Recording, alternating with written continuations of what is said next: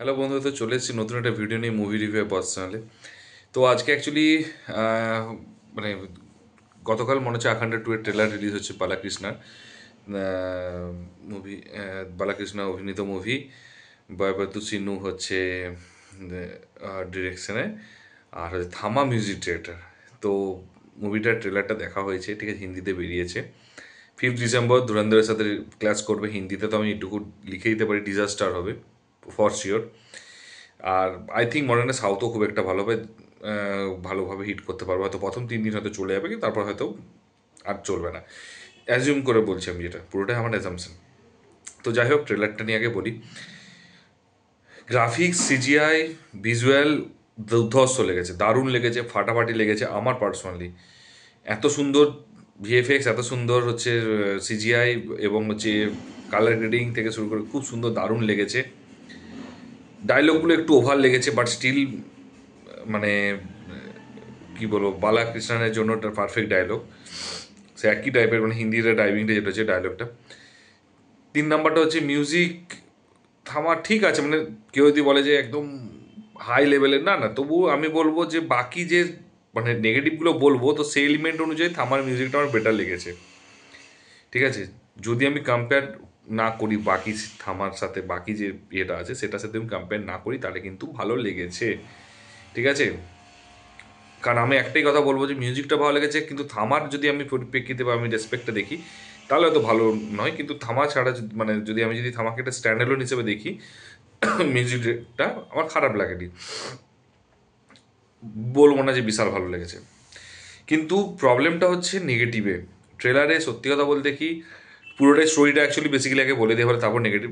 স্টোরিটা হচ্ছে যে কোনো একজন আছে মহাকুম্ভে, হচ্ছে মানে কেউ একজন আছে, সে হচ্ছে দেশের থেকে হচ্ছে মানে ভগবানের উপর বিশ্বাসটা সরানোর জন্য চেষ্টা করবে, এবং সেটা মহাকুম্ভ মেলা হবে, মানে যেটা গত বছর হয়েছিল, মানে সরি এবছর হয়েছিল, সেটাকে ফোকাস করেছে। এবং তারপরে হচ্ছে সেটাতেই বালাকৃষ্ণ হচ্ছে যখন ইয়ে করতে, এবং তারপর হচ্ছে দেশে হচ্ছে অনেক মানে চীন হোক বা এখানে চীনের এরা হয়তো অ্যাটাক করবে দেশকে ধ্বংস করার জন্য বা কন্ট্রোলে নেওয়ার জন্য। তো তখনই, এবং কন্ট্রোল নেওয়ার জন্য, এবং তখন বলেছে যে এখানকার মানুষদেরকে হচ্ছে কীভাবে কীভাবে হচ্ছে তুমি ইয়ে করবে, মানে কীভাবে রাইটস লাগাবে, সেটা হচ্ছে এদের মধ্যে ভগবানকে যদি তুলে দাও তাহলে হচ্ছে রাইটস লেগে যাবে। ঠিক আছে, তো এটা হচ্ছে কনসেপ্ট।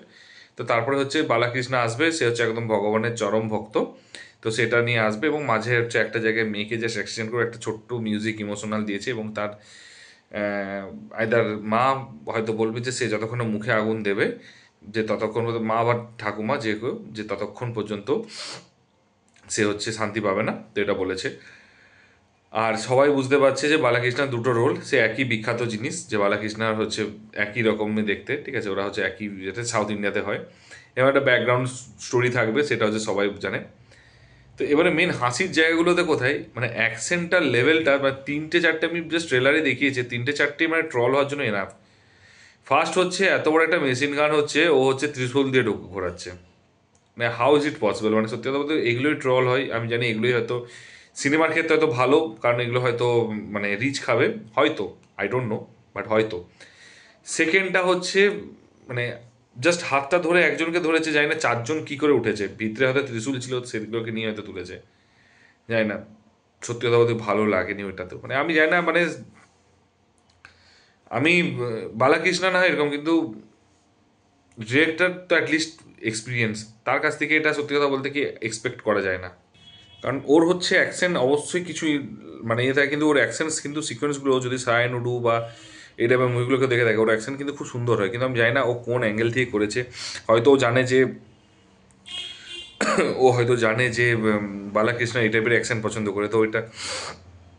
তারপরে হচ্ছে একটা ত্রিশূলকে দিয়ে মারছে, তাকে ঘুরিয়ে ঘুরিয়ে নিয়ে আসছে, তো সেইগুলো মানে অ্যাকচুয়ালি ভিজুয়ালিও বাজে লাগছে, মানে এতটা গ্রাফিক্স সিজিআই ইউজ করেছে, ওগুলো না দেখালেই হতো। কারণ গ্রাফিক্স সত্যি কথা বলতে কি, বা যেটা এডিটিং বা যে সিজিআইটা করেছে, তো সেই ভিএফএক্সটা সত্যি খুব সুন্দর করেছে। কেউ যদি দেখে থাকে, খরচা করেছে, টাকা ঢেলেছে, কিন্তু সেটাতে ইমোশন একদমই মিসিং আছে। ট্রেলার কাটিংটা খুব বাজে করেছে, খুবই বাজে করেছে। আর তারপরে হচ্ছে মানে কিছুটা মাঝে মধ্যে লিপসিঙ্কও হচ্ছে না, অডিও ভিডিও ম্যাচ করছে না কিছুটাতে। তো যেটা হিন্দি ডাবটা একটু বেটার করতে পারতো, তো আমার এটুকু মনে হয়েছে। তো এইগুলো বলবো, জানি না সিনেমাটা কীরকম হবে, কারণ বালাকৃষ্ণের সিনেমা হচ্ছে ওয়ান ম্যান আর্মি, ঠিক আছে, ওকে ও মরবে না, বাকি সবাই মরবে, এবং ওর হচ্ছে মানে সবাইকে মেরে দেবে, এরকম একটা পাওয়ারফুল একটা ক্যারেক্টার। তো যাই হোক, যেটা এখনও ও অ্যাকচুয়ালি 2012-13 সালে যে সময়টা সাউথ ইন্ডিয়াতে ছিল সেইখান থেকে এখনও বেরোতে পারেনি, যেটা হচ্ছে বাকি সমস্ত অ্যাক্টররা বেরিয়ে গেছে, তারাও মার খেতে পারে, তাদেরও রক্ত, কিন্তু এ মার খাওয়ার চান্স খুব কম, এ ওয়ান ম্যান আর্মি। তো এটা একটা ব্যাপার আছে। তো যাই হোক, তো ট্রেলারটা সত্যি কথা বলতে কি দুটো জিনিস, মানে ভিজুয়াল সত্যি খুব সুন্দর, ওই যে বললাম না ব্যাকগ্রাউন্ড মিউজিক, যদি আমি বাকি যে এলিমেন্টগুলো আছে মুভিতে সেইগুলোর সাথে কম্পেয়ার করি তাহলে ভালো। আর হচ্ছে বেসিক্যালি হচ্ছে নামটা হচ্ছে যে মিউজিকটা বেটার আছে, এবং হচ্ছে অ্যাকশনের কিছু কিছু জিনিস সত্যি পোর্শনগুলো ভালো লেগেছে আমার। বাকি আমার সত্যি কথা বলতে প্রচুর নেগেটিভ লেগেছে, তো সেগুলো সবই বলেছি। তো তোমাদের কীরকম লেগেছে সেটা অবশ্যই ট্রেলার দেখে বলো। আর যদি দেখে থাকো অলরেডি, আর যদি না দেখে থাকো কাইন্ডলি দেখে এসো, তারপর কমেন্ট বক্সে কমেন্ট করো। আর যদি ভিডিওটা ভালো লেগে থাকে একটু লাইক কমেন্ট শেয়ার করো, যদি খারাপ লাগে কেন খারাপ লেগেছে সেটা ডিসলাইক করে ডেফিনেটলি আমাকে বলো। আর যদি চ্যানেল নতুন হও একটু সাবস্ক্রাইব করে দিও। তো দেখা হচ্ছে পরের ভিডিওতে, ভালো থেকো, take care, tata, bye by.